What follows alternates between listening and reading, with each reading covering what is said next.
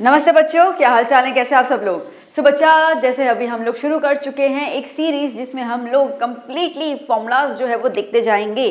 Because point is that कि कहीं ना कहीं हमें कॉन्सेप्ट तो क्लियर हो जाते हैं। चलिए, आपने थ्योरेटिकल कहीं से भी देख लिया, स्कूल में समझ लिया, बहुत सारे चैनल से अवेलेबल हैं जो आपको थ्योरी समझा लेते हैं, तो आपको उसमें कोई दिक्कत नहीं आती। दिक्कत ये आती है कि देन फॉर्मूला लर्न नहीं हो पाते हैं या फॉर्मूला का एक कंप्लीट अपन को शीट नहीं मिल पाता है, उसका एप्लीकेशन जो है ना वो हम कंफ्यूज हो जाते हैं। ओके, तो ये वाली दिक्कतें जो है वो बच्चों को आती है, तो आई थॉट कि चलो इन्हीं दिक्कतों का अपन सॉल्यूशन निकाल देते हैं।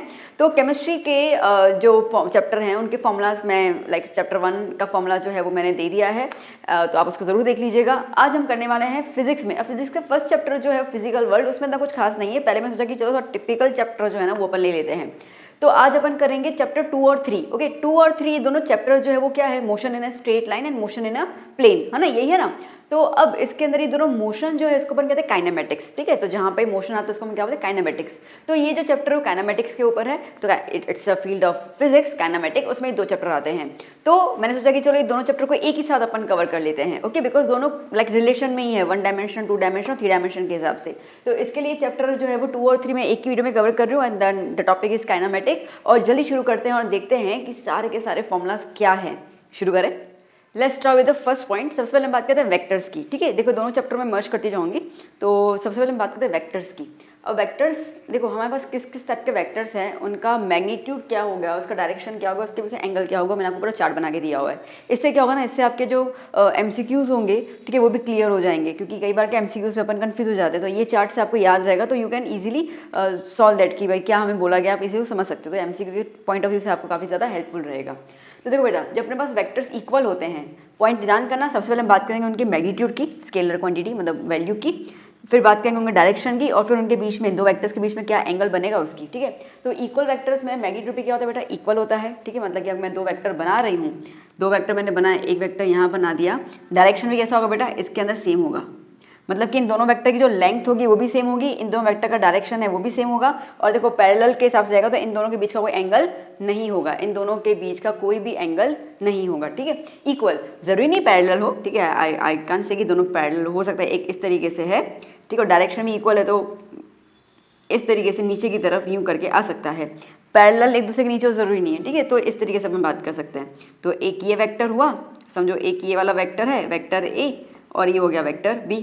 ठीक है, तो दोनों सेम डायरेक्शन में जा रहे हैं, दोनों का मैग्नीट्यूड जो लेंथ है दोनों का वो भी सेम है, और कोई एंगल नहीं बना रहे हैं आपस में। ओके, बात करते हैं पैरेलल में। तो पैरेलल में मैग्नीट्यूड जो है वो अनइक्वल हो सकता है। ठीक है, एक जो है वो ऐसा वेक्टर जा सकता है और एक जो है वो ऐसा वेक्टर हो सकता है। ठीक है, तो मैग्नीट्यूड दोनों का अलग अलग हो सकता है। जैसे अपन ने बात की इक्वल में, तो इक्वल में जो हैं वो दोनों के दोनों, अगर पैरेलल भी कंसिडर करते हैं तो दोनों के दोनों की मैग्नीट्यूड क्या होगी, सेम होगी। पैरेलल के अंदर मैग्नीट्यूड जो है वो अलग अलग हो सकती है। ठीक है, एक छोटा सा वेक्टर दूसरा साइज में ज़्यादा हो सकता है। हाँ, डायरेक्शन दोनों का इक्वल रहेगा और एंगल कोई नहीं बनेगा उनके बीच में भी। ठीक है, फिर बात करते हैं अपोजिट वेक्टर्स। अपोजिट वेक्टर्स के लिए मैग्नीट्यूड क्या हो जाएगा, सेम होगा।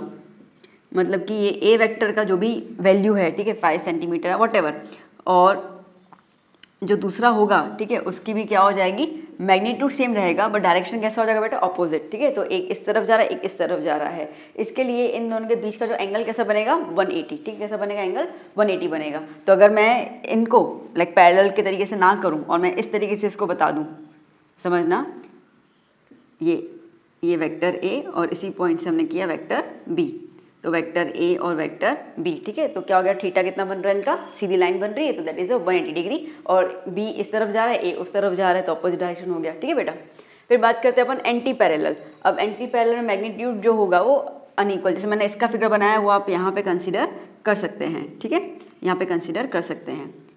तो ये रहा हमारे पास A वेक्टर, ये रहा हमारे पास B वेक्टर। मैग्नीट्यूड कैसा है, अलग अलग हो सकता है। ठीक है, अपोजिट डायरेक्शन है, अगेन एंगल कितना हो जाएगा, 180 और पाई।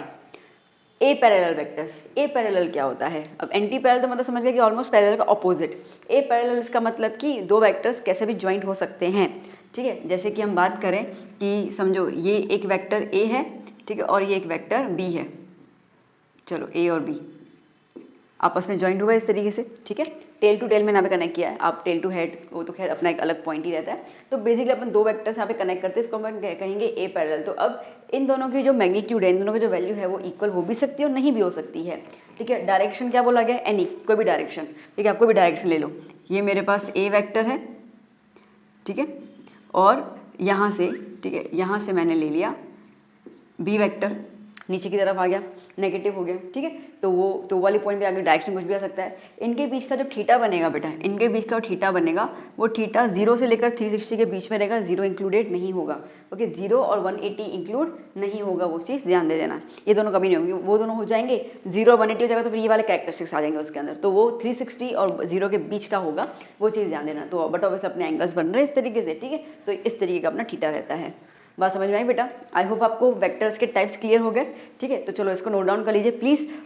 इसको स्क्रीनशॉट मत क्लिक कीजिएगा, मैं रिक्वेस्ट कर रही हूँ, अच्छे से नोटबुक बनाइए, ठीक है, क्योंकि ये सब चीज़ें आपको 12th में JEE ये जो भी है उन सब में आपको बहुत हेल्पफुल रहेगा।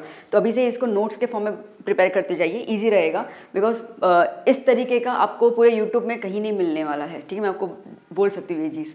तो जो फॉर्मेट में मैं आपको दे रही हूँ, जो जितना कंप्राइज करके मैं दे रही हूँ, शायद आपको कोई नहीं देगा। इसके लिए नोट्स अच्छे से प्रिपेयर कर लीजिए, जो आपको हर एग्जाम को क्रैक करने में हेल्प करेगा बेटा।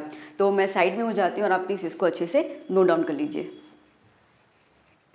ना बच्चों, second is the addition of vectors. Vectors को ऐड कैसे करना होता है, लाइक उसके मैग्नीट्यूड कैसे निकालना होता है, वो पॉइंट रहता है। अच्छा, एक चीज़ यहाँ पे आप देख लीजिएगा, जस्ट एक नॉलेज दे रही हूँ कि अगर आपके पास 2 वेक्टर्स दिए हुए हो और उनको कहे कि आपको उनको ऐड करना है, तो याद करना, जब भी आपको वेक्टर्स को ऐड करना होगा ना बेटा, तो कैसे ऐड करोगे, हेड टू टेल, ठीक है। कैसे ज्वाइन करोगे बेटा, हेड टू टेल वेक्टर्स को आप यहाँ पर ज्वाइन करोगे।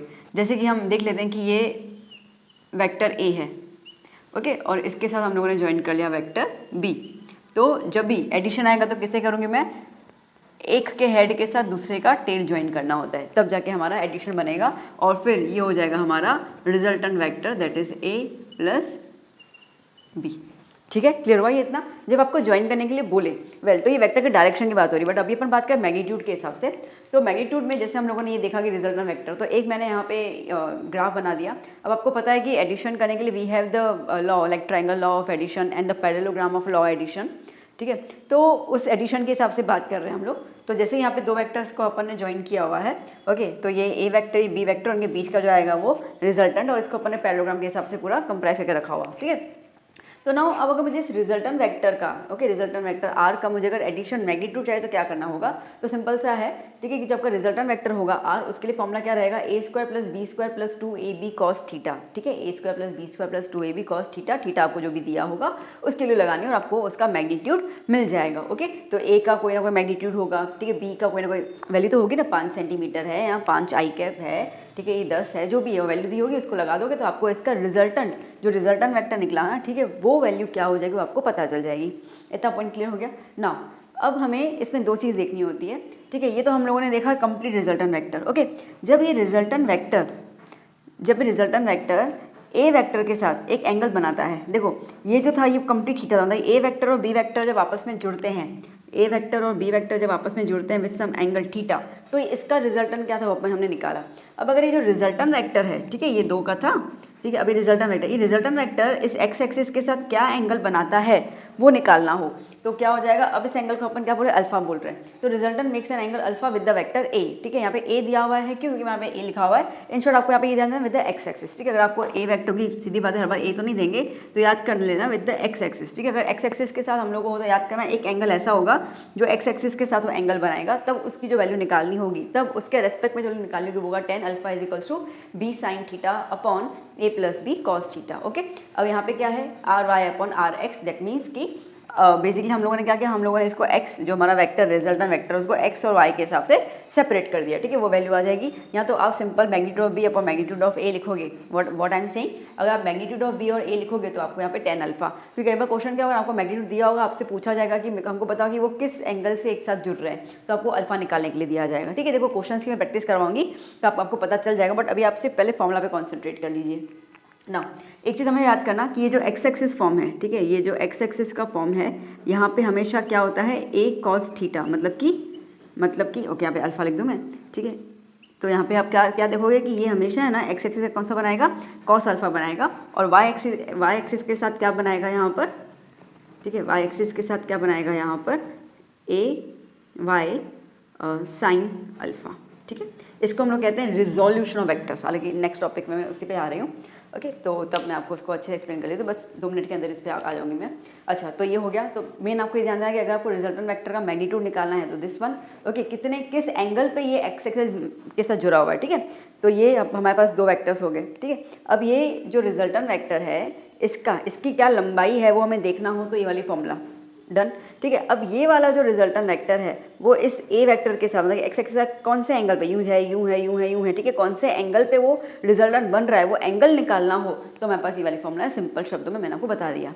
एम आई क्लियर, ठीक है। चलिए, now next is the unit vector. Unit vector का मतलब होता है, मतलब इसका मैग्नीट्यूड हमेशा क्या होगा बेटा, 1 होगा, ठीक है। और इसको हम लोग एन कैप के हिसाब से डिनोट करते हैं। तो हमारे पास 3 एक्सिस होते हैं, 3 डायमेंशन के 3 एक्सिस आएंगे, एक्स एक्सिस, वाई एक्सिस और जेड एक्सिस।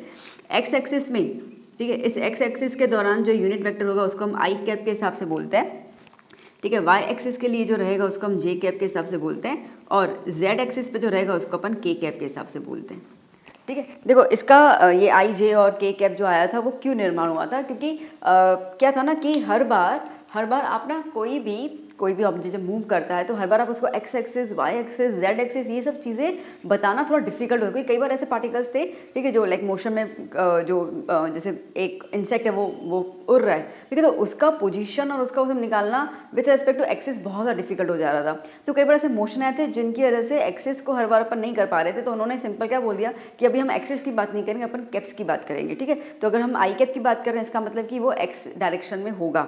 अभी अब वो एक्स डायरेक्शन में नेगेटिव पॉजिटिव दोनों, मतलब वो डिपेंड करेगा, ठीक है। द पॉइंट इज दैट कि हर बार आप बोलो ये नेगेटिव एक्स एक्सिस में जा रहा है, पॉजिटिव एक्सिस, तो बहुत ज़्यादा कंफ्यूजन हो गया था, तो इसके लिए आई कैप के हिसाब से। तो अब जैसे कि सब समझो आपके पास एक क्वेश्चन आता है कि ए वेक्टर है, ठीक है, और उसकी जो है वो वैल्यू इस तरीके से दी हुई है, ठीक है। तो यहाँ पे इंडिकेट हो गया कि 2 आई कैप मतलब कि वो पॉजिटिव एक्स एक्सिस में है, ठीक है, -3 जे कैप मतलब कि वो नेगेटिव वाई एक्सिस में है, ठीक है, और 4 के कैप मतलब कि पॉजिटिव जेड एक्सिस में है। तो इसके थ्रू अपन नेगेटिव पॉजिटिव भी आइडिया हो जाएगा, ठीक है। तो आपको हर बार इस तरीके से बनाकर, ठीक है, उसको जस्टिफाई करने की जरूरत नहीं होगी। इसके लिए डायरेक्शन निकालेंगे, इसको अपन यूनिट वेक्टर कहते हैं, क्योंकि ये सिर्फ अपन को डायरेक्शन देंगे, that's why the value is always 1, okay.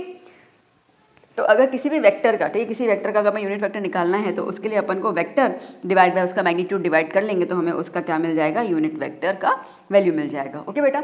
तो चलिए पहले इतना लिख दीजिए, फिर और आगे अपन डिस्कस करते हैं, ओके। ये थोड़ा फॉर्मूलाज समझाना ज़रूरी था, ठीक है। तो पहले आप इसको लिख लीजिए, आपका रिविजन भी हो जाएगा और आप अच्छे से इसको फ्रेम भी कर पाएंगे।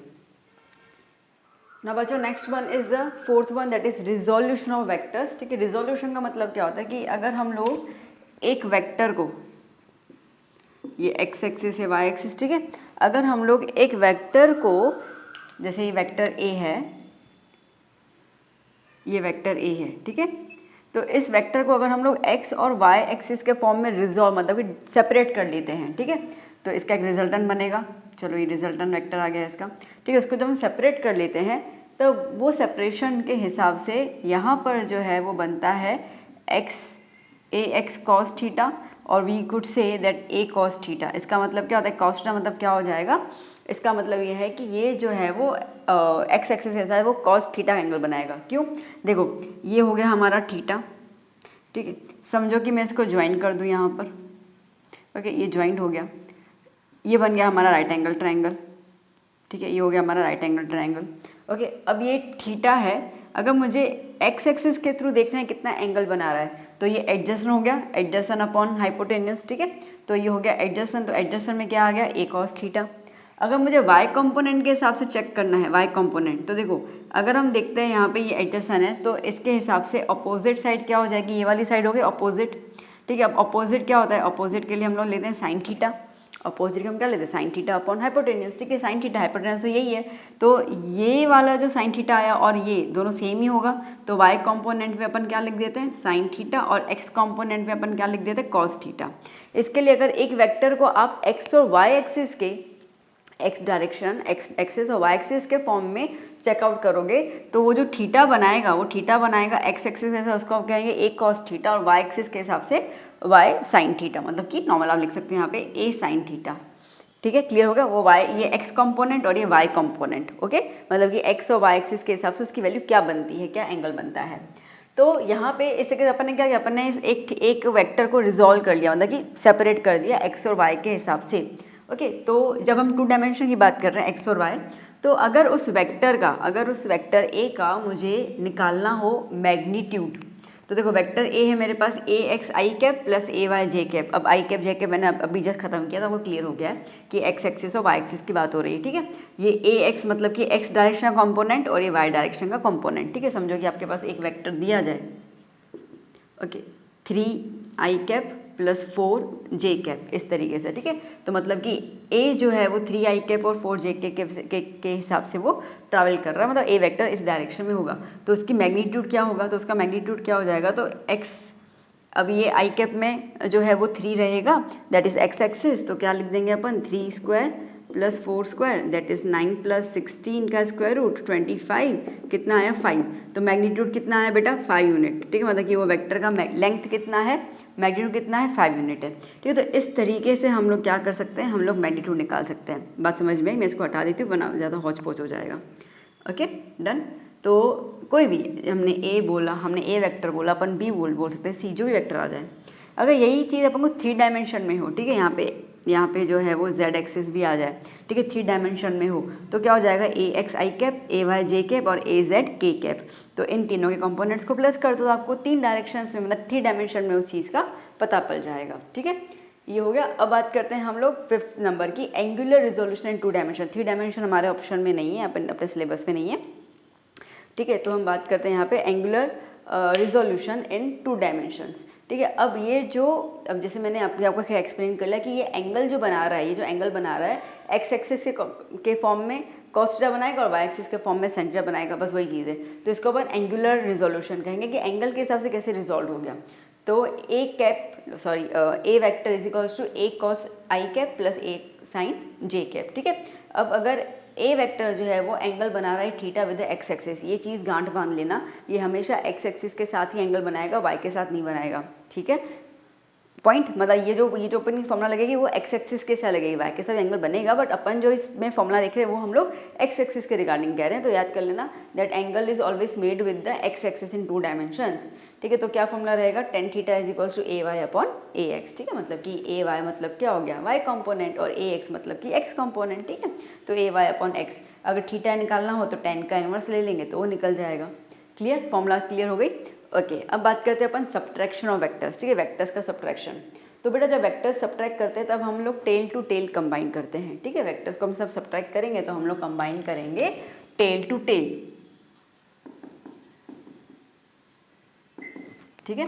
तो चलो, तो if r is equals to, अब कोई भी रिजल्टेंट वेक्टर है तो ये क्या हो जाएगा, नेगेटिव हो रहा है, तो A vector minus B vector, इसको आप ऐसे भी लिख सकते हैं A vector plus minus B vector, ठीक है। तो माइनस इंडिकेट की वो अपोजिट डायरेक्शन में जा रहा है, तो इसका रिजल्टेंट क्या होगा, जो अपन ने प्लस में ऐड किया था ना वही है।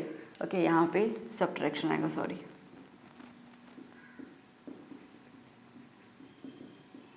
ठीक है।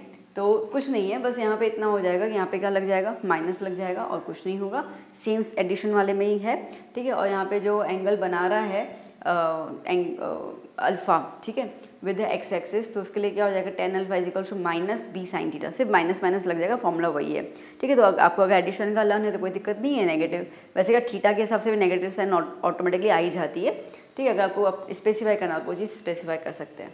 ओके बेटा, तो ये हमारा हो गया रिजोल्यूशन, एडिशन हो गया, सब्ट्रैक्शन हो गया। अभी हम चलेंगे मल्टीप्लिकेशन ऑफ वेक्टर्स के अंदर, तो इतना पहले लिख दीजिए, फटाफट से नोट डाउन कर लीजिए, फिर अपन चलते हैं मल्टीप्लिकेशन ऑफ वेक्टर्स।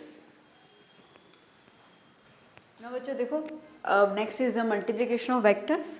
अब इसके अंदर हम लोग, मैंने आपको दोनों साइड दे दिए हैं सो द कन्फ्यूजन अराइज ना हो। तो एक हमारे पास मल्टीप्लाई करने का तरीका होता है which is known as a scalar product, और दूसरा होता है वेक्टर प्रोडक्ट। स्केलर को अपन डॉट प्रोडक्ट बोलते हैं और वेक्टर को अपन क्रॉस प्रोडक्ट बोलते हैं, ठीक है। तो अब जैसे कि अगर हम दो वेक्टर्स को डॉट प्रोडक्ट करेंगे तो उसका आंसर कैसे निकालेंगे, उसका आंसर रहेगा ए बी कॉस थीटा, और अगर आप क्रॉस करते हो तो क्या आ जाना चाहिए, ए बी साइन थीटा, और यहाँ पे वो वेक्टर, ठीक है, एन कैप, डायरेक्शन बताने के लिए, क्योंकि ज़रूरी है ना, अपन वेक्टर कर रहे हो डायरेक्शन तो बताना पड़ेगा कि वो एक्स एक्सिस में जा रहा है, किस डायरेक्शन में जा रहा है। तो एन कैप जो है वो आपको डायरेक्शन बताएगा, it could be i vector, j vector या के वेक्टर, जो भी होगा। देन बेटा ए डॉट और बी डॉट, मतलब a and b dot product जो होगा उसका आंसर बी और डॉट ए का सेम निकलेगा। जैसे हम कहें कि 3 इंटू 4 12 होता है और 4 इंटू 3 भी क्या होता है 12 होता है, तो सेम रहेगा, ठीक है। बट यहाँ पे नहीं होगा, जब क्रॉस प्रोडक्ट होगा तो A cross B is equals to minus B cross A होगा, ठीक है। ये चीज़ याद कर लेना, ए क्रॉस बी और B cross A answer same नहीं होगा, साथ में क्या हो जाएगा, नेगेटिव साइन आएगी तभी जाके इक्वल होगा। Then A dot B plus C, अब इसके अंदर ये होता है हमारा कम्यूटेटिव, सॉरी ये था कम्यूटेटिव लॉ, ये हो जाएगा हमारे पास डिस्ट्रीब्यूटिव लॉ, ठीक है। तो ए डॉट बी प्लस सी तो क्या हो जाएगा, ए डॉट बी वेक्टर और ए डॉट का सी वेक्टर प्लस करेंगे, सेम चीज़ आपको है यहाँ पे आएगा प्रोडक्ट के अंदर, ओके। अब देखो बेटा, अगर हमारे पास ए और बी कैसे हैं, पैरेलल वेक्टर हैं, अगर दोनों ए और बी पैरेलल वेक्टर है तो ए डॉट बी का आंसर क्या आएगा, इन दोनों का मैग्नीट्यूड मल्टीप्लाई हो जाएगा। अगर ए और बी पैरेलल हैं वेक्टर प्रोडक्ट के अंदर या एंटी पैरेलल हैं, ये इसका मतलब क्या है, इसका मतलब है एंटी पैरेलल, ठीक है, एंटी पैरेलल, और ये है हमारे पास पैरेलल, ठीक है। तो हमेशा इनका आंसर क्या हो जाएगा बेटा, जीरो, ठीक है, आपको एमसीक्यू में बहुत काम आएगा, इसका आंसर जीरो हो जाएगा। नाउ अगर ए और बी एंटी पैरेलल है तो इनका आंसर क्या हो जाएगा, नेगेटिव में आएगा। अगर ए और बी परपेंडिकुलर है तब इनका आंसर क्या होगा, हमेशा जीरो होगा। और अगर यहाँ पे ए और बी परपेंडिकुलर वेक्टर हैं तो अगर ए और बी जो है वो क्या है, वो है हमारे पास परपेंडिकुलर, तो ए क्रॉस बी का आंसर क्या होगा, ए बी का multiplication scalar product, I mean उनकी मैग्नीट्यूड का मल्टीप्लाई इनटू एन कैप, ठीक है, एन कैप जो आपको डायरेक्शन बताएगा।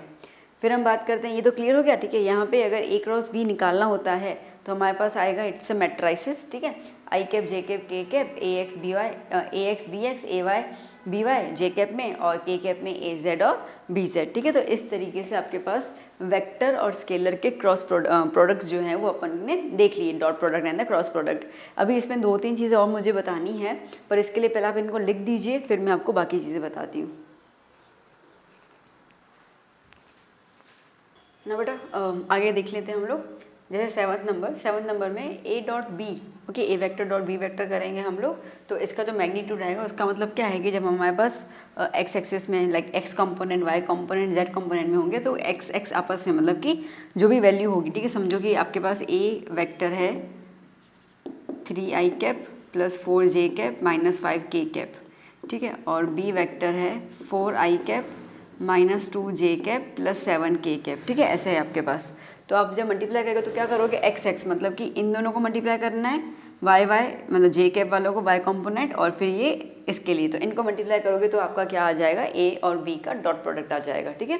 फिर अगर हमें इसके अंदर थीटा निकालना है कि ये दोनों एंगल, दो वेक्टर्स और दोनों जुड़े हुए विद सम एंगल, तो थीटा निकालना है, तो उसके लिए क्या फॉर्मूला रहेगा, cos inverse a x b x plus a y b y plus a z b z, it is nothing but कि ये वाला, ये जो है ना, ठीक है। आपको अगर यहाँ पे ये लिखना है तो बी भी लिख सकते हैं, इसके बदले आप लिखना हो तो आप लिख सकते हैं ए डॉट बी डॉट, ठीक है, ये भी लिख सकते हैं, तो बात तो एक ही है। और इसी के अपॉन में इन दोनों के क्या हो जाएंगे, रूट्स हो जाएंगे। याद करना, स्केलर प्रोडक्ट के अंदर जो प्रॉपर्टीज़ होती है उसकी वही होती है कि आई कैप डॉट प्रोडक्ट जे कैप डॉट जे कैप और के कैप डॉट के कैप का हमेशा वन आंसर आएगा, और आई जे के और के आई अलग अलग है, उसके लिए अपने आंसर जीरो आएगा, ठीक है। ये आपको न्यूमेरिकल में बहुत काम आएंगे, जब ये कैप्स आएंगे ना तो उनकी वैल्यू क्या लिखनी होगी तब आपको पता चलेगा उसके अंदर कि किस तरीके से अपन को इसको सब्स्टिट्यूट करना है, ओके। अगर हम लोग ये कहते हैं कि एक ट्रायंगल बना है एक ए वेक्टर और बी वेक्टर से, तो उसका एरिया निकालने का फॉर्मूला क्या होगा, तो उसका रहेगा हाफ ए क्रॉस बी वेक्टर। और ए क्रॉस बी कैसे निकालना है हमने इसके पहले वाले में, ठीक है, जो मैंने रब किया 6 नंबर आपने लिखा ना, उसके अंदर वो जो आपने लिखा है वो सेम चीज़ रहेगा, आगे हाफ लगा देना है। अगर आपके पास 3 वेक्टर्स हैं ए बी सी और तीनों नॉन कोलिनियर वेक्टर्स हैं, इसका मतलब है कि तीनों एक ट्रायंगल बना रहे हो और वो एंगल्स जिस एंगल से, ठीक है, ये वेक्टर्स ज्वाइन है वो अल्फा बीटा गामा है, तो इनका अगर हमें कोई एंगल निकालना हो या क्या हो तो इसके लिए क्या हो जाएगा, साइन अल्फा अपॉन ए, साइन बीटा अपॉन बी और साइन गामा अपॉन सी, ठीक है बेटा। तो ये हो गया हमारा स्केलर एंड वेक्टर के प्रोडक्ट्स का पूरा जनरलाइजेशन। इसमें हमने साइड से प्रॉपर्टीज़ भी डिस्कस कर ली। तो चलिए इसको लिख दीजिए, फिर हम आगे चलते हैं दूसरे टॉपिक की तरफ ना बच्चों। नेक्स्ट फॉर्मूलाज, जैसे बात करें डिस्टेंस, तो डिस्टेंस क्या होता है, distance simply it's nothing but the total path cover by body, ठीक है। एक बॉडी जो पूरा पाथ कवर करती है उसको डिस्टेंस कहते हैं। इसका कोई डायरेक्शन नहीं होता है, इसके लिए ये हो जाती है हमारे पास scalar quantity, okay. Then displacement, final position minus initial position, position matter करता है, पाथ मैटर नहीं करता है, इसके लिए ये है vector quantity, okay. Average speed बोल दीजिए, स्पीड बोल दीजिए, तो फॉर्मूला सिंपल रहेगा, total distance upon total time. Unit क्या होता है, मीटर पर सेकंड। एवरेज वेलोसिटी है, वेलोसिटी आप लिख देंगे तो एक ही बात है, डिस्प्लेसमेंट अपॉन टाइम, अगेन क्या हो जाएगा, मीटर पर सेकंड। आपको कई बार बुक्स में ऐसा देखने को मिलता है, v is equals to d x by d t, x is considered the position, ठीक है। यहाँ पे x क्या होता है, x is the position of the particle, position of body, position of particle, ठीक है, जो भी आप कंसिडर करें। तो विथ रेस्पेक्ट टू टाइम तो d x by d t, okay, derivatives होते हैं ना हमारे। देन एक्सेलरेशन के लिए क्या आ जाएगा, change in velocity, change in velocity is what, d v by d t, आप इसको ऐसे भी लिख सकते हैं, ठीक है, delta v by delta t, okay. Then kind equation for uniformly accelerated body, ठीक है, एक बॉडी है जो यूनिफॉर्मली एक्सेलरेटेड मोशन कर रही है, तो उसके लिए कौन सी इक्वेशन हमारे पास लगेंगी। देखो टाइम टी होता है तो पोजीशन जीरो होगा, ये तो बहुत सिंपल फैक्ट है। अब उसके अलावा हमारे पास 3 इक्वेशन मोशंस आते हैं। अगर बात करते हैं वेलोसिटी के हिसाब से तो v is equals to v not plus a t, यहाँ पर v is equals to final velocity, okay, v not is equals to initial velocity, okay, a is the acceleration, t is the time. फिर बात करें displacement, displacement निकालने के हमारे पास 2 formulas हैं, x is equals to v not t plus half a t square, और दूसरा है x equals to v square minus v not square upon 2a, okay. V not और v क्या है आपको क्लियर हो चुका है यहाँ पे, ओके। अच्छा, कई बार आपको ऐसा भी लिखा था, ये x की जगह ऐसे लिखा था, x minus x not is equals to v not t plus half a t square. तो देखो बात एक ही है, हम एक्स नॉट क्या लिख रहे हैं, जीरो लिख रहे हैं, तो जीरो ना भी लिखूँ तो चलेगा ना, क्लियर हुआ। तो इसके लिए मैंने पहले बता दिया कि टाइम टी जीरो में एक्स नॉट की वैल्यू क्या हो जाएगी, जीरो। एक्स नॉट में इसका इनिशियल पोजीशन, ठीक है, एक्स नॉट का मतलब क्या है बेटा यहाँ पर इनिशियल पोजीशन, तो इनिशियल पोजीशन क्या हो जाएगा, जीरो। तो इसके लिए आपको कहीं ऐसा यहीं देखने को मिले तो कोई दिक्कत वाली बात नहीं, एक ही बात है। हाँ, अगर आपको बोल रहे हैं कि एट टाइम 5 सेकंड्स पोजीशन यहाँ पर था और at the time 10 second position यहाँ पे, तो अगर आपको दोनों अलग अलग पोजीशन दी हुई then this gives you the value. Otherwise अगर इनिशियल पोजीशन जीरो है तो आपके पास ये लिखोगे तो बात एक ही है, ठीक है। तो आप इसकी जगह पे ये भी आप सब्स्टिट्यूट कर सकते हो, दोनों के अंदर one of the same thing, okay. फिर बात करते हैं हम लोग kind equation for the freely falling body, ठीक है। कोई भी बॉडी अगर ऊपर से नीचे की तरफ आती है, नीचे से ऊपर की तरफ जाती है, तो देखो अब बात करते हैं ऊपर से नीचे, ठीक है। तो ऊपर से नीचे तो देखो यहाँ पर ये भी कैसा पोजीशन है, रेस्ट पोजीशन है, ठीक है, रेस्ट पोजीशन है। इसके लिए इसका इनिशियल वेलोसिटी क्या हो गया बेटा, जीरो, तो वी नॉट जीरो, ओके। और एक्सेलरेशन क्या होगा बेटा, माइनस जी, अपवर्ड डायरेक्शन में, ठीक है। अब देखो इसको मैं ऊपर की तरफ फेंकूंगी तो एक्स एक्सिस याद कर लो, ठीक है, अपने पास ये जो ग्राफ आता है, तो ऊपर की तरफ क्या आता है, वाई पॉजिटिव, नीचे की तरफ क्या आता है, वाई नेगेटिव। तो अपवर्ड डायरेक्शन में वाई एक्सिस पॉजिटिव होगा, डाउनवर्ड में वाई एक्सिस नेगेटिव होगा। तो इसके लिए अपने पास फॉर्मूलाज बन जाते हैं, v is equal to minus g t, v square equal to minus g t, okay. Y के लिए minus half g t square, y is the displacement, ठीक है। यहाँ पे हम जैसे एक्स ले रहे हैं ना, एक्स डिस्प्लेसमेंट ले रहे हैं, वहाँ पे वाई एक्सिस के हिसाब से, ठीक है, ये ऊपर का जो हाइट होता है तो वो वाई, और अगर नीचे की तरफ आएगा तो क्या हो जाएगा, माइनस हाफ वी टी, ठीक है, इस तरीके से। डन, चलिए इसको लिख दीजिए, फिर हम आगे और फॉर्मूलाज की बात कर लेते हैं। 2 चैप्टर है, इसके लिए फॉर्मूलाज का थोड़ा सा रेंज ज़्यादा भी होगा, ओके। और इसके लिए मैंने आपको दोनों सब चीज़ें एक साथ करवाती जा रही हूँ, सो दैट पूरा चैप्टर, दोनों चैप्टर आपको क्लेरिफाई हो जाए। तो जस्ट नोट इट डाउन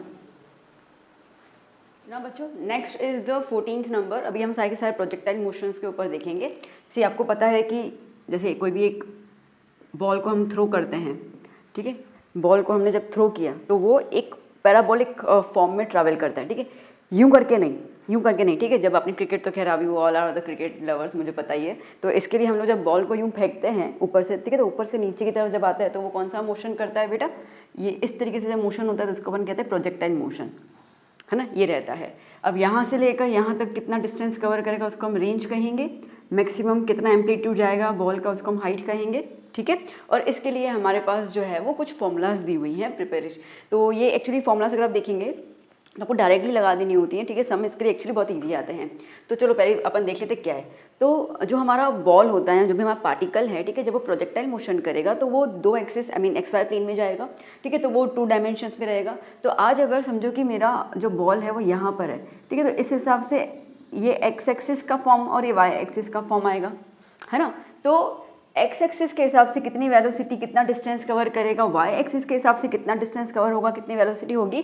तो जो एक्स एक्सिस के हिसाब से जाएगा उसको हम कहेंगे हॉरिजॉन्टल डायरेक्शन, और जो वाई एक्सिस के हिसाब जाएगा उसको हम कहेंगे वर्टिकल डायरेक्शन। इतना पॉइंट क्लियर? ओके। नाउ अगर मुझे हॉरिजॉन्टल डायरेक्शन में देखना है, ठीक है, मुझे अगर हॉरिजॉन्टल डायरेक्शन में देखना है ये वाला पॉइंट, ठीक है, तो अगर मैं इस डायरेक्शन में देखूंगी तो इस डायरेक्शन में वेलोसिटी निकालने का फॉर्मूला क्या है बेटा? V not cos theta. इसकी वैल्यू ऑलमोस्ट कॉन्स्टेंट आती है, ठीक है, तो वो थीटा पे डिपेंड करता है, तो कॉन्स्टेंट वैल्यू हो जाती है। तो V not cos theta, okay, तो V naught X is like V naught is the initial velocity and X is considered in the X direction. Vertical की बात करते हैं तो वर्टिकल के अंदर वी नॉट साइन थीटा। अब सीधी सी बात है, ये देखो आप अगर फिगर समझो तो बॉल जो है वो धीरे धीरे धीरे धीरे धीरे यूं करके जा रहा है, ठीक है, इसका मतलब कि यहाँ पे उसकी जो वेलोसिटी होगी वो इंक्रीज हो रही है, फिर एक पॉइंट पे आगे स्टॉप हो जाती है, फिर नीचे की तरफ जाके डिक्रीज होगी, तो वेलोसिटी यहाँ पे चेंज आ रही है, इसके लिए इसकी वेलोसिटी कभी कांस्टेंट नहीं होगी, तो वो हो जाएगा v not sine theta. Okay, बात करते हैं एक्सेलरेशन। अब देखो जब वेलोसिटी ही कांस्टेंट है तो एक्सेलरेशन जीरो हो जाता है। एक्सेलरेशन का फॉर्मूला क्या होता है? Acceleration is nothing but change in velocity, ठीक है, v minus you upon T. तो अगर वेलोसिटी कांस्टेंट है 20 माइनस 20 जीरो, ठीक है, तो इसके लिए एक्सेलरेशन हमेशा एक्स एक्सिस पे क्या होगा? जीरो होगा। वाई एक्सिस की अगर बात करते हैं तो यहाँ पर लगेगा अर्थ का पुलिंग नेचर, ठीक है, पुल करेगा बॉल को नीचे, तो इसके लिए ये जो एक्सेलरेशन बॉल पे लगेगा इन द वाई डायरेक्शन वो हमेशा क्या हो जाएगा? जी की वैल्यू 9.8 या 10 मीटर पर सेकंड को जो हमें लेनी होती है नेगेटिव में आएगी, because inverse like opposite direction की वजह से, ठीक है। बात करते हैं अगर हमें पार्टिकल का पोजीशन देखना है एक्स एक्सिस पे, ठीक है, तो इस तरीके से अगर इसका पोजीशन देखना है कि यहाँ पे, ठीक है, यहाँ पे वो किस पोजीशन पे है, तो उस हिसाब से हमारे पास पोजीशन ऑफ द पार्टिकल देखना हो तो क्या होगा? V not cos theta into t, ठीक है, v not cos theta into t, that's it. कोई बड़ी बात नहीं है। देखो ये एक्चुअली फॉर्मूला जो है ना वो ऐसा ही कह रहा है, क्या बोल रहा है? Distance is equals to speed into time. बचपन में किया था ये चीज़ अपन ने, पता नहीं वाली formula, distance equal to speed into time. Distance मतलब पोजीशन, यहाँ पे अपन पोजीशन की बात करेंगे, तो पोजीशन स्पीड क्या है वो अपन ने बता दिया, एक्स एक्सिस स्पीड क्या है, इनटू टाइम टी लगा दो, क्या ही नया है इसके अंदर, ठीक है। जो अपने पुरानी चीज़ें की है ना 8th में 9th में 10th में, उन चीज़ों को उन इक्वेशंस के साथ आप जब रिलेट करोगे ना तो आपको ये सब चीज़ें आसान लगेगी। अब क्या ना थोड़े से अपन हो गए तो नॉट लगा दिया और वाई एक्सिस लगा दिया, ये वो तो कंफ्यूज हो जाते बच्चे, तो उनके साथ कनेक्ट करो, then you will come to know कि हाँ अच्छा ये तो करना है, तो है क्या। ओके, सेम अगर मुझे वाई एक्सिस के हिसाब से देखना है पोजीशन तो क्या होगा? स्पीड इनटू टाइम, ठीक है, तो यहाँ पर क्या हो जाएगा? V not sine theta, okay, into time. अब बेसिकली यहाँ पर, ठीक है, यहाँ पे थोड़ा ध्यान देना पड़ जाएगा आपके लिए, ये जो पोजीशन रहेगा, ठीक है, वाई एक्सिस पे, बट ऑब्वियसली वो कांस्टेंट तो होगा नहीं, ठीक है, और इट्स अ टेंजेंशियल मोशन, तो धीरे धीरे टेंजेंट के डायरेक्शन में चेंज होगा, तो इसके लिए यहाँ पे आपको क्या लिखना पड़ेगा? Minus g t square. क्या होगा? माइनस जी टी स्क्वायर, बस दैट्स इट। ओके, अब आप बोलोगे कि मैम इसका आप भी समझाओ। देखो 9th स्टैंडर्ड में हम लोगों ने एक फॉर्मूला देखा था, S is equals to u t plus half a t square. देखा था कि नहीं देखा था? बोलो बोलो, देखा था ना, बस वही तो है बेटा। S डिस्टेंस वाई एक्सिस के लिए y आ गया, इक्वल्स टू यू क्या है? इनिशियल वेलोसिटी है ना, हमने क्या लिया y पे? V not sine theta into t, done, ठीक है। हाफ ए की जगह मैंने आपको क्या बोला, क्या लगाना है? माइनस जी, तो इसके लिए प्लस का माइनस हो गया यहाँ पे जी टी स्क्वायर। अब बोलो आ गया ना इक्वेशन ऑफ मोशन, है ना, इक्वेशन ऑफ मोशन। तो एक्स एक्सिस पे अपन सिंपल इक्वेशन लगा देते हैं, ठीक है, यहाँ पे हम लोग बता रहे हैं ये वाली equation of motion, second equation of motion थी नहीं है, बस वही तो है, और तो क्या ही है, रिलेट कर पा रहे हो चीज़ों को, बस यही है चीज़, ठीक है। अगेन फाइनल वेलोसिटी, ये time t equals to t like t not पे था, ठीक है। अब फाइनल वेलोसिटी के लिए क्या हो जाएगा? V not sine cos theta, और यहाँ पे v not sine theta minus g t, ठीक है, ये भी कुछ नहीं है, वही है, v is equals to u plus a t. क्या है? V equals to u plus a t, तो वी की जगह वी ना है, यू वी वाई, ठीक है, you is the initial velocity, तो वी नॉट, ठीक है, वी नॉट क्या हो जाएगा? साइन थीटा, वो अपन ने देख लिया यहाँ पे, दिस इज इनिशियल वेलोसिटी, वो कर लिया, ठीक है, प्लस का माइनस हो जाएगा, अपन ने डिस्कस कर लिया, ए का जी और टी, दैट्स इट, ठीक है, यहीं से आई हम अपनी फॉर्मूलाज। अच्छा, अब क्या होता है ना कि जब ये पार्टिकल है, ठीक है, अब इस पार्टिकल का मुझे दोनों x और y दोनों डायरेक्शन के हिसाब से अगर मुझे कंप्लीट इसका पोजीशन बताना हो, ठीक है, इसका पोजीशन यहाँ पे क्या है, यहाँ पे क्या है, ठीक है, ये मुझे बताना हो, तो उसके लिए कुछ नहीं है, पोजीशन के लिए मैंने दोनों के हॉरिजॉन्टल और वर्टिकल डायरेक्शन को मैंने ऐड ऑन कर लिया, दैट्स इट। तो position of the projectile at t r is a position, ठीक है, तो क्या किया हम लोगों ने, ये sorry v not cos theta, ठीक है, ये रहा पोजीशन है ना, v not cos theta into t, i cap for the x axis, okay, v not sine theta t minus half g t square for the y axis, तो j cap आ गया, simple सी बात है। Same बात करते हैं velocity की, तो velocity में क्या हो गया? V not cos theta i cap plus v not sine theta minus g t j cap, वहीं से आ गया। ठीक है। तो ये इंडिविजुअल बता दिया और इन दोनों का कंप्राइज करके मैंने आपको ये चीज़ बता दी, ठीक है। सो दैट आप फॉर्मूलाज को समझ के करोगे ना तो इतना आपको डिफिकल्ट लगेगा ही नहीं, ठीक है। अगेन आई होप आप इन चीज़ों को कनेक्ट कर पाए, है ना। तो यहाँ से आप चीज़ों को कनेक्ट करके फॉर्मूला खुद भी डिराइव कर सकते हो। इतनी ज़्यादा लर्न, क्योंकि बहुत लंबे चैप्टर्स है ना, बहुत चीज़ें हैं, तो इतना तो सीधी बात है, लर्न तो कितना ही कर लेंगे हम लोग। तो जितना हो उतना कोशिश करो चीज़ों को रिलेट करने की, जहाँ पे रिलेट नहीं होता है उसको लर्न कर लेंगे, और ये क्या है। अच्छा चलो ठीक है, इतना क्लियर हुआ ना। प्रोजेक्टाइल मोशन के मेरे पास बहुत सारे और फॉर्मुलाज भी है, हाइट निकालना है, रेंज निकालना है, ठीक है। तो पहले आप इसको नोट डाउन कर लीजिए, फिर अपन चलते हैं बाकी फॉर्मुलाज की तरफ ना। बच्चों देखिए, अब आता है equation of trajectory of a projectile, मतलब कि वो जो पूरा डिस्टेंस जो कवर कर लेता है ना, ठीक है। ये मैंने एक्चुअली रब कर दिया भूल से, ये आपने अभी ड्रॉ तो किया ही होगा, ठीक है। तो वाई एक्सिस पे ये यहाँ से लेकर, ठीक है, यहाँ से लेकर यहाँ तक जो पूरा उसका डिस्टेंस कवर्ड होता है, ओके। तो उसका अगर पूरा हमें निकालना हो तो क्या फॉर्मूला रहता है, y equals to tan theta into x, x is the x axis का, ठीक है, माइनस मतलब पोजीशन क्या है उसका, x इज द पोजीशन, ठीक है, minus g upon two v not cos theta square x square, ठीक है। सम्स करेंगे, आपको इसको एप्लीकेशन में पता चलेगा कैसे हम इसको अप्लाई करना है। Then maximum height reach by the projectile, ठीक है। अब मैक्सिमम हाइट समझो, ये वाली जो है मैक्सिमम हाइट है, ओके। तो मैक्सिमम हाइट कितना वो कवर करता है, तो उसके लिए फॉर्मूला क्या रहेगा, v not square sine square theta upon 2g, ठीक है। फिर हम बात करते हैं time taken to achieve the maximum height. अभी मैक्सिमम हाइट अचीव करने के लिए, ठीक है, ये पूरा अचीव करने के लिए कितना टाइम उसको लगा वो निकालने के लिए हमारे पास क्या रहेगा, v not sine theta upon g, okay. और फिर हम कहते हैं टोटल टाइम ऑफ फ्लाइट। अब देखो सीधी सी बात है, ये ऊपर पहुंचेगा तो नीचे जाएगा भी। एक चीज़ क्लियर कर लेना कि जितना टाइम उसको ऊपर पहुंचने में लगता है ना, उतना टाइम उसको नीचे आने में भी लगता है। क्लियर हुआ मैंने क्या बोला, जितना टाइम उसको ऑब्जेक्ट को, बॉल को, प्रोजेक्टाइल को जाने में लगता है मैक्सिमम हाइट, उतना ही उसको टाइम आएगा नीचे आने में, ठीक है। तो इसके लिए कुछ नहीं है, यही सेम फॉर्मूला है, खाली डबल कर लोगे ना, आप खुद से जो डबल कर लोगे टाइम को, ठीक है। तो ये टाइम के आगे क्या लगा देना है, एक्चुअली सिर्फ 2 लगा देना है, बाकी पूरी फॉर्मूला सेम ही है। It's consider total flight. अगर आपसे पूछते हैं टोटल टाइम कितना लगा कंप्लीट फ्लाइट के लिए, तो आपको आगे 2 लगा देना है, इसलिए सिंपल ये फॉर्मूला ले लेनी है। Next, range of projectile distance travelled in horizontal direction, ठीक है।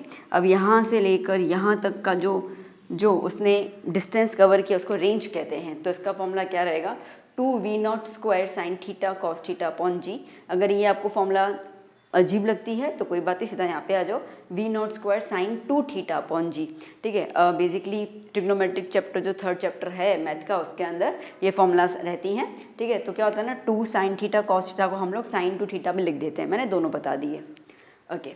फिर मैक्सिमम रेंज, ठीक है। अब देखो ये बॉल जो है वो यहाँ पे जा रहा है, अब आप समझना, ठीक है। एंगल के साथ बात कर रही हूँ, ठीक है। एक बॉल लाइक ऐसे भी तो जा सकता है ना, ओके। ऐसे करूँ, ठीक है, ऐसे करूँ तो ऐसे भी तो आ सकता है, ठीक है। तो ये मैक्सिमम डिस्टेंस कब कवर करता है, बॉल प्रोजेक्टाइल मैक्सिमम डिस्टेंस कब कवर करता है, तो याद कर लेना, जब भी थीटा 45 डिग्री होगा ना, तब उसका मैक्सिमम डिस्टेंस होगा। अब कई बार क्या होता है, कई बार ऐसा होता है कि आपको क्वेश्चन दिया होगा find the maximum distance of the projectile, ठीक है। अब अपन को पता है डिस्टेंस की बात करूँ, रेंज निकालना है, रेंज निकालना है, तो आप ये वाली फॉर्मूला देखोगे, v0 square sine 2 theta upon G. फिर कंफ्यूज हो गए, अरे यार इन लोगों ने हमें थीटा तो दिया नहीं है, क्या करें, थीटा तो है ही नहीं, तो हम लगाएंगे क्या। तो यहाँ पे वर्ड उन्होंने दिया हुआ है, क्या दिया हुआ है, मैक्सिमम डिस्टेंस। तो याद करना मैक्सिमम डिस्टेंस में थीटा कितना हो जाएगा बेटा, 45 डिग्री। 45 डिग्री पे मैक्सिमम डिस्टेंस कवर्ड होता है, ओके। तो सिंपल, अब 45 डिग्री आप यहाँ पे लगा दोगे तो साइन 2 लाइक 2 इंटू 45 कितना 90 होता है, ठीक है। साइन 90 मतलब क्या 1, तो ये पूरा का पूरा टर्म गया, तो क्या बचा, v स्क्वायर अपॉन जी बचा, तो सीधा क्या है, v स्क्वायर अपॉन जी, एक ही बात है, ठीक है।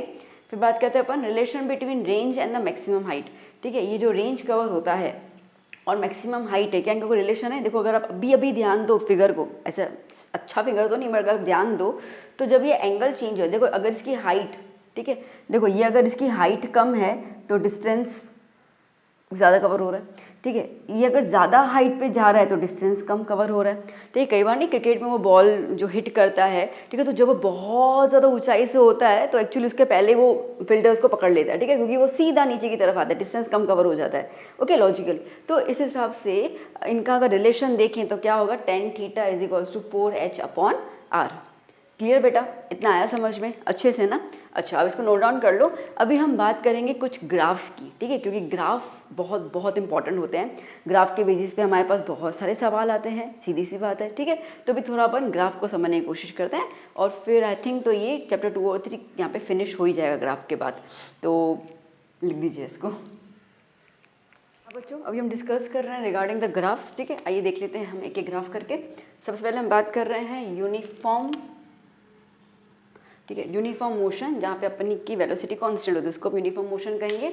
दो ग्राफ आएंगे, डिस्टेंस टाइम ग्राफ रहेगा, वेलोसिटी टाइम ग्राफ रहेगा, और इनमें अपन को क्या क्या चीज़ें ध्यान देनी है, ठीक है। तो जब भी हमारे पास बेटा डिस्टेंस टाइम ग्राफ होता है और अगर इस तरीके का हमें एक स्लोप मिलता है, ठीक है, तो ये स्लोप इंडिकेट कर रहा है कि कैसे कैसे वेलोसिटी है यहाँ पे कांस्टेंट। देखो डिस्टेंस टाइम ग्राफ से हमें क्या मिलेगा, अच्छा देखो डिस्टेंस अपॉन टाइम क्या फॉर्मूला होता है, स्पीड, ठीक है। अभी हम मोशन की बात कर रहे हैं, इसके लिए डिस्टेंस को अपन डिस्प्लेसमेंट कंसीडर कर सकते हैं। तो डिस्प्लेसमेंट अपॉन टाइम का फॉर्मूला क्या होता है, वेलोसिटी मिलती है ना, ठीक है। तो इसके लिए एक चीज़ हमेशा याद कर लेना कि एक चीज़ याद कर लेना, डिस्टेंस टाइम ग्राफ से आप हमेशा वेलोसिटी को इंटरप्रेट करेंगे, ठीक है, और वेलोसिटी टाइम ग्राफ से आप इंटरप्रेट करेंगे एक्सेलरेशन को। अभी बस समझें, क्योंकि एक्सेलरेशन का फॉर्मूला क्या होता है, change in velocity with respect to time, ठीक है। तो इसके लिए वो आ गया। और वेलोसिटी का फॉर्मूला क्या होता है, चेंज इन यहाँ displacement with respect to time,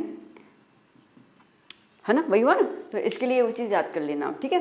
तो यहाँ पे अब ये हमें यूनिफॉर्म मिल रहा है। वेलोसिटी टाइम ग्राफ में अगर हमारी ये वाली लाइन आती है which is equal to the x axis, तो क्या क्या अपने को मिल रहा है, सबसे पहले पॉइंट ध्यान दो, डी जीरो हो जाएगा, ठीक है, डिस्टेंस जीरो हो जाएगा, टाइम जीरो है, तो बहुत सीधी सी बात है, ठीक है। टाइम हमारा जीरो है तो ऑब्जेक्ट हमारा यहीं पे ही होगा ना, ठीक है, ऑब्जेक्ट यहीं पे ही होगा, तो डिस्टेंस और टाइम दोनों जीरो होते हैं इन द डिस्टेंस या डिस्प्लेसमेंट वर्सेस टाइम वाले ग्राफ के अंदर, ठीक है। इसका स्लोप हमेशा कैसा रहेगा, वेलोसिटी मिलेगा यहाँ पे v is equals to d, ठीक है, v is equals d upon t, आप इस तरीके से like d is equals to v t लिख सकते हैं हम लोग, यहाँ तो v is equals to d upon t, ठीक है, वेलोसिटी के हिसाब से डिस्टेंस अपॉन टाइम, ओके। तो इसके साथ वेलोसिटी हमें क्या मिलेगी, हमेशा कांस्टेंट मिलेगी, ठीक है, ओके। अब जब वी ग्राफ की बात कर रहे हैं हम लोग, ठीक है, वी मतलब कि वेलोसिटी टाइम ग्राफ की बात कर रहे हैं, तो जब वी टाइम ग्राफ जो है, ये ग्राफ जो है जब पैरेलल आएगा एक्स एक्सिस के जब वो पैरेलल आता है तो उसका जो स्लोप होगा, स्लोप मतलब कि एक्सेलरेशन, ठीक है, मैंने क्या कहा, अपन क्या इंटरप्रेट करते हैं, एक्सेलरेशन, तो एक्सेलरेशन उसका हमेशा कैसा होगा, जीरो, ठीक है। ये इंडिकेट कर रहा है कि भैया वेलोसिटी ना, समझो यहाँ पे आई वुड से कि यहाँ पे 30 लिखा हुआ है, 30 मीटर पर सेकंड, तो 30 मीटर पर सेकंड के हिसाब से गाड़ी चलती जा रही है, टाइम चलता है उससे, तो लाइक मैंने क्या चेंज वेलोसिटी, तो चेंज तो कुछ हो ही नहीं रहा ना, सेम, तो एक्सेलरेशन तो आएगा नहीं, ब्रूम होगा तो ये अपन का मिलेगा, तो वो तो हो नहीं रहा, इसके लिए एक्सेलरेशन क्या होगा बेटा, जीरो होगा, ठीक है। ये सारी चीज़ें आपको क्या करेंगे, आपको आपके MCQs जो आपके पास आएंगे, ठीक है, उनमें आपको बहुत ज़्यादा हेल्प करेगी आंसर देने में, ग्राफिकल के हिसाब से क्वेश्चन आएंगे तो आप इन चीज़ों को रिलेट कर पाओगे, जल्दी से आप उनको सॉल्व कर सकते हो, ठीक है। तो जब ये वाला आएगा तो एक्सेलरेशन जीरो, और पहले के 2 पॉइंट्स मैंने इस ग्राफ के लिए आपको बता दिए, स्लोप मतलब वेलोसिटी कांस्टेंट और टाइम t जीरो होता है तो डिस्टेंस b या डिस्प्लेसमेंट b जीरो होता है, ठीक है। चलो अब इसको ड्रॉ कर लीजिए, फिर मैं बाकी ग्राफ ड्रॉ कर लेती हूँ। ना बच्चों नेक्स्ट हमारे पास टॉपिक रहेगा कांस्टेंट एक्सेलरेशन मोशन, ठीक है। कांस्टेंट एक्सेलरेशन मोशन के अंदर अपने पास 3 कंडीशन है, पहले मैंने 2 यहाँ पे लिखी है, स्पेस नहीं है उतना, ठीक है। तो पहली कंडीशन क्या है कि अगर हमारा इनिशियल वेलोसिटी जीरो है और इनिशियल पोजीशन भी जीरो है, ठीक है, नॉट तो क्लियर हो गया ना। तो इनिशियल वेलोसिटी अगर हमारा जीरो है और पोजीशन भी जीरो है तो ग्राफ कैसा बनेगा, तो ग्राफ इस तरीके से कर्व्ड में जाएगा, क्योंकि एक्सेलरेटेड मोशन तो है ही, ठीक है। तो इट्स एक्सेलरेटेड मोशन, तो इसका जब हमें डिस्टेंस निकालना होगा तो फॉर्मूला क्या रहेगा, हाफ AT², ओके। या तो इसमें से अगर हमें एक्सेलरेशन निकालना होगा तो सिंपल 2D अपॉन T², वो आप इस फॉर्मूला से निकाल सकते हैं, ओके। और जब हम बात करेंगे वेलोसिटी टाइम ग्राफ के हिसाब से तो ये हमारा ओरिजिन से पास होगा स्ट्रेट लाइन, ठीक है, ओके। अब इससे अपन को क्या क्या इंटरप्रिटेशन हो सकता है, सबसे पहले जो DT ग्राफ है ना, डिस्प्लेसमेंट वर्सेस टाइम वाला जो ग्राफ है वो कैसा होगा बेटा, पैराबोलिक, ठीक है, कर्व्ड आया, ठीक है, इसको हम कहेंगे पैराबोलिक, ओके। बात करते हैं हम लोग VT ग्राफ के लिए, तो VT ग्राफ में जो ये स्लोप आया, ये स्लोप है ना, ठीक है, ये स्लोप इस इंडिकेट्स क्या, एक्सेलरेशन, ठीक है। V is equals to AT, तो A क्या हो जाएगा, A is equals to V upon T, है ना। तो ये कांस्टेंट स्ट्रेट मोशन में जा रहा है, इसके लिए एक्सेलरेशन कैसा हो जाएगा, कांस्टेंट इसके अंदर। अब कंडीशन देखो, V0 जीरो है, इनिशियल वेलोसिटी जीरो है, ठीक है, पोजीशन जीरो है, इसके लिए ग्राफ जो है वो स्टार्ट कहाँ से हो रहा है बेटा, दोनों के लिए ग्राफ कहाँ से स्टार्ट हो रहा है, ओरिजिन से स्टार्ट हो रहा है, इतना क्लियर हुआ, ओके। सेकंड कंडीशन में बोलते हैं कि अगर वेलोसिटी जीरो नहीं है, हाँ पोजीशन जीरो है बट वेलोसिटी जीरो नहीं है तो क्या, तो उस हिसाब से, ठीक है, ये टाइम और ये डिस्प्लेसमेंट ग्राफ, आप डिस्टेंस लिखो या डिस्प्लेसमेंट लिखो, एक ही बात है, ठीक है। तो डी टी ग्राफ में तो यहाँ पे निकालना होगा तो क्या होगा, v not t plus half a t square, ठीक है, डिस्टेंस निकाला है हम लोगों को, सिंपल सी बात है, S equals you t plus half a t square वाली बात है, ठीक है। और यहाँ पे अगर हम देखें तो v is equals to v not plus a t. Okay, अब ये दोनों ग्राफ से अपन क्या समझ सकते हैं, सबसे पहली बात पोजीशन जीरो है, ठीक है, पोजीशन जीरो है, इसकी वजह से ग्राफ जो है वो कहाँ से स्टार्ट हो रहा है, ओरिजिन से स्टार्ट हो रहा है इन डी टू टी ग्राफ, ठीक है। तो डी टू टी ग्राफ में पोजीशन जीरो है, इसके लिए ग्राफ जो है वो ओरिजिन, ठीक है, ग्राफ जो है वो ओरिजिन से स्टार्ट होगा, ठीक है। Now second point, velocity zero नहीं है, वेलोसिटी जीरो नहीं है, इसकी वजह से वीटी ग्राफ के अंदर ओरिजिन से स्टार्ट नहीं हो रहा है, ठीक है, it acquired some kind of initial velocity, ठीक है, कुछ वेलोसिटी उसकी ऑलरेडी है ही, मतलब कि देखा जाए तो वो स्टार्टिंग पोजीशन से नहीं चल रहा है। अगर मैं ये बोलूँ कि मेरी गाड़ी जो है वो 20 मीटर पर सेकंड की स्पीड से चल रही है, ठीक है, एंड इन 10 सेकंड्स मेरी गाड़ी की जो वेलोसिटी हो गई वो 60 मीटर पर सेकंड हो गई, तो मेरी गाड़ी ऑलरेडी मोशन में है ही, ठीक है, मैंने ओरिजिन से शुरू नहीं किया उसको। तो इस जब आपका यू नॉट इक्वल जीरो होगा तब ग्राफ जो है वो कभी ओरिजिन से स्टार्ट नहीं होगा। अच्छा, अभी वी टी, ठीक है, ये जो वी टी हमारा ग्राफ है, वीटी ग्राफ के अंदर जो ये स्लोप आया, ये स्लोप में हमें एक्सेलरेशन क्या मिलेगा, कांस्टेंट, ठीक है, क्या मिलेगा, कांस्टेंट। तो यहाँ पे एक्सेलरेशन तो v minus v not upon t is equals to a, simple, ठीक है। तो वैल्यूज डालोगे तो सीधी बात है तो स्ट्रेट लाइन ना, है तो स्ट्रेट लाइन, तो स्ट्रेट लाइन इंडिकेट्स, जैसे यहाँ पे भी स्ट्रेट था, यहाँ पे भी स्ट्रेट था, ये ओरिजिन से पास हो रहा है, ये ओरिजिन से पास नहीं हो रहा है, क्यों, मैंने आपको कंडीशन दोनों दे दी है, ठीक है, कंडीशन दे दी है, पर इन दोनों के अंदर एक्सेलरेशन जो होगा वो कांस्टेंट होगा बिकॉज स्ट्रेट लाइन है। पॉइंट क्लियर, इतना आया समझ में बेटा, ठीक है। चलो इसको नोट डाउन कर लो, फिर इसी टॉपिक का एक थर्ड पॉइंट मैं आपको समझा देती हूँ ना बच्चों। देखो अब इसका थर्ड पॉइंट ये है कि जब दोनों जीरो नहीं है, ठीक है, ना इनिशियल वेलोसिटी जीरो है ना ही उसका पोजीशन जीरो है, तब क्या, तब डी ग्राफ जो होगा वो किस तरीके से होगा, यहाँ से पास हो रहा है, ठीक है, पोजीशन जीरो नहीं है, सीधी सी बात है कि वो जीरो से ओरिजिन से पास नहीं होने वाला है, ठीक है।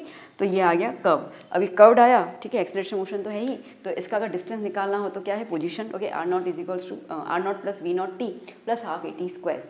और यहीं पर जब वी टी ग्राफ होगा तो अगेन जीरो नहीं है ना, वेलोसिटी जीरो नहीं है इनिशियल, तो इसके लिए वो भी ओरिजिन से पास नहीं होगा, ठीक है, ओरिजिन से पास नहीं होगा। तो ये स्ट्रेट लाइन आ गया इस तरीके से, है तो एक्सेलरेटेड मोशन यूनिफॉर्म ही, ओके, कांस्टेंट। तो एक पॉइंट क्लियर हो गया कि जब ये दोनों जीरो नहीं है तो ग्राफ ओरिजिन से पास नहीं होगा, इतना पॉइंट क्लियर। दूसरी पॉइंट, जब वीटी ग्राफ की बात करते हैं तो ये एक्सेलरेशन को क्या देगा, जीरो ही कांस्टेंट ही देगा, v minus v not upon t के हिसाब से आपका एक्सेलरेशन क्या मिलेगा, कांस्टेंट मिलेगा, ठीक है, डन इतना। चलिए अब ये हम लोगों ने अभी देखा था एक्सेलरेशन वाला, अभी अपन देखेंगे डी एक्सेलरेशन, मतलब कि रिटार्डेशन में क्या होता है, ठीक है, और that would be the our last topic, और इसमें आपका पूरा का पूरा काइनेमेटिक्स जो है वो मैंने कवर कर दिया। अच्छा चलिए अब इसको लिख दीजिए, फिर अपन लास्ट टॉपिक खत्म कर लेते हैं। So last point, that is the constant de-accelerated motion or we could say retardation motion। दो कंडीशन रहेंगे, till final velocity v equal to zero, ठीक है, उसके बाद नीचे गिरेगा, और टिल वेलोसिटी बिकम्स नेगेटिव। अब बात करते हैं इसकी, जब फाइनल वेलोसिटी जीरो हो तब तक, तो समझो कि ये वाला जो है ये ऊपर की तरफ जा रहा है, ठीक है। अब सीधी बात अपन ने अभी भी देखा, प्रोजेक्टाइल मोशन दो एट सर्टन हाइट, ठीक है, उसका वेलोसिटी क्या हो जाएगा, जीरो हो जाएगा, उसके बाद जाकर वो नीचे गिरेगा, तो तब जब वेलोसिटी जीरो होगा तो टाइम हम क्या लेंगे, टी नॉट, तब ग्राफ इस तरीके से होगा। और अगर हम बात करते हैं डिस्टेंस के साथ, ठीक है, अगर हम बात करते हैं वीटी ग्राफ के हिसाब से, तो लाइक फाइनल वेलोसिटी अगर हम इनिशियल वेलोसिटी अगर हम यहाँ पे गिनते हैं तो नीचे की तरफ आना, ठीक है, इस आपकी स्पीड, आपकी गाड़ी की स्पीड जो है वो 80 मीटर पर सेकंड है, आप अपने घर की तरफ पहुँचने को आए तो स्पीड कम करते जाओगे, ठीक है, सीधी सी बात है, क्योंकि आपको रुकानी भी है, तो यहाँ पे आपकी गाड़ी रुक भी गई, एट टाइम दिस टी आपकी गाड़ी रुक गई, ठीक है, तो ये हो गया डी एक्सेलरेशन रिटार्डेशन। तो इसके अंदर क्या होगा, वीटी ग्राफ जो है वो कांस्टेंट होगा, ठीक है, वीटी ग्राफ कांस्टेंट है, बट कैसा होगा, नेगेटिव, नीचे की तरफ जा रहा है, ठीक है, v जीरो होगा, ठीक है, जब v जीरो होगा तब मोशन क्या हो जाएगा, motion will be possible till t equals to t not, okay. फिर बात करते हैं हम लोग, अगर फाइनल वेलोसिटी नेगेटिव होती है तो मतलब कि वो यहाँ पे नहीं रुक रही है और नीचे की तरफ जा रही, तो क्या होगा, तो आप ग्राफ देखो, ठीक है, एक तो समझो यहाँ से स्टार्ट हो रहा है, यहाँ से ही पैराबोलिक फॉर्म में जा रहा है, और दूसरा अगर यहाँ पे देखो तो यहाँ से स्टार्ट हो गए और आगे नीचे की तरफ और जा रहा है, ठीक है। तो वीटी ग्राफ जो है वो कांस्टेंट होगा, बट कैसा होगा, नेगेटिव होगा, और v not equal to zero है, मतलब कि फाइनल वेलोसिटी जीरो नहीं है, इसकी वजह से मोशन जो है वो t equal to t not, ठीक है, टी नॉट के बाद भी वो मोशन कंटिन्यू रहेगा, ओके बेटा। तो इस तरीके का जो है वो ग्राफ प्रेजेंटेशन आपको आ सकता है, जिसमें आपको क्वेश्चंस आपसे पूछ सकते हैं, ठीक है। तो ग्राफ को समझना, इसके लिए मैंने आपको एक पॉइंट बताया, आपने इंटरप्रेट कर पाओगे ये ग्राफ से हम लोग समझते क्या हैं, क्या क्या हम चीज़ें निकाल सकते हैं, तो मैंने आपको सारे पॉइंट्स दे दिए, ओके बेटा। तो यहाँ पे हम लोगों का क्लियर हो जाता है काइनेमेटिक के सारे फॉर्मूलाज, डन। ओके, अभी आप इसको अच्छे से लर्न कीजिए, बिल्कुल ज़रूरी लर्न करना, ठीक है। जितना अच्छे से आप इसको लर्न करेंगे उतना अच्छे से आप क्वेश्चन सॉल्व कर पाएंगे, बिकॉज आपको फॉर्मूला तब तक याद हो जाएगी, ठीक है। अब क्या करते हैं ना, अब आपका ऐसा होता है कि अच्छा फॉर्मूला लगा लगा के कर लूँगा, पीछे नॉर्मल लिखा हुआ तो है, तो कोई बात नहीं। अब आपने क्वेश्चन रीड किया, अभी आप पीछे की तरफ पेज पलटोगे, देखो कौन सी फॉर्मूला, तब तक आप क्वेश्चन भी भूल जाओगे कि आपको क्वेश्चन में पूछा क्या गया है, ठीक है। तो वो दिमाग में ऑन द स्पॉट नहीं आता है, तो इसके लिए फॉर्मूला आपके मुंह पे, जबान पे होना चाहिए। And for that you have to write 5 times 10 times, learn it, ठीक है। लर्न करो, खुद को सुनाओ, दीवार को सुनाओ, मम्मी को सुनाओ, बट सुनाओ ज़रूर। वेल, तो that is all about today session. Okay, अब इसके हिसाब से हम लोग न्यूमेरिकल्स कर लेंगे, तो सो दैट आपको एक तरीके का हेल्प मिलेगा। मैं आपको दावे के साथ कह सकती हूँ कि इस तरीके के फॉर्मूलाज आपको कहीं नहीं मिलेंगे, और इसके बेसिस जब आपको न्यूमेरिकल्स करवाएंगे, ये कंटेंट आपको पूरे यूट्यूब पे कहीं नहीं मिलेगा, ये मैं आपको दावे के साथ कह सकती हूँ। तो गुजरात बोर्ड के बच्चों, ये चीज़ को समझ लो कि जो भी कंटेंट दे रही हूँ ना, वो आपके लिए दे रही हूँ, तो आपको सपोर्ट करना होगा मेरे को, ठीक है। सपोर्ट कीजिए, चैनल को सब्सक्राइब कीजिए, आपके फ्रेंड्स को ज़रूर शेयर कीजिए। You will find the authentic material over here. चलिए, तो मिलते हैं हम लोग नेक्स्ट क्लास में। Till then keep study, keep hard working, bye bye, take care.